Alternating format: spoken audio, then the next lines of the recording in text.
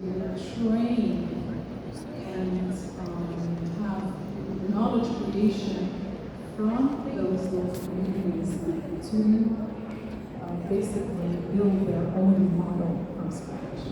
Thank you. I think first. Yeah, I'm happy to take that. I mean, those are all very good points, and I mean, it's worth thinking about how to do that. I mean, I think, and just to relate it back to the previous maybe question that we had earlier about just how do you maximize the benefit to everybody as well. I think it does come down to come down to open source. I think the reality is, I mean, you can certainly try to build one from scratch, and I think there are many companies in many different countries that are trying to do that. I think if you want to build sort of these kind of frontier models, it looks like, if you kind of just look at the recent history of the last few years, it looks like these things are going to cost hundreds of millions of dollars, if not billions of dollars in the next little while to build the next sort of cutting edge model. And so I think the challenge here is, if you keep these things kind of proprietary, then I think you definitely are on the path of making sure that only a few companies, largely American companies in Silicon Valley, are going to be able to sort of, create these things and kind of control the access to them.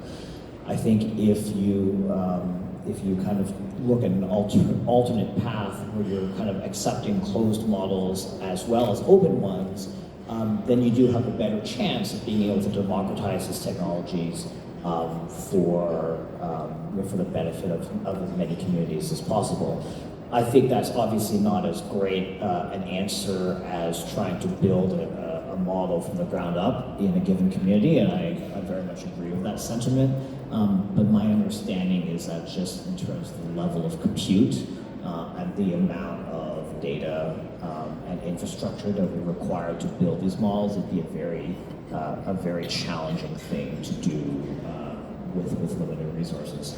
I would say one last thing though, as a Canadian, I'd be very interested in seeing, and I was trying to get the team locally to kind of think about this, but to take an open source model and train it to have like a Quebecois model, so it's like a French speaking model, but that's very conversant in the localized culture and slang of the province of Quebec. I think that'd be really cool. I'm not sure how that's going to work out, or if it can, but those are the types of things that I think would be very interesting to see what local communities can do.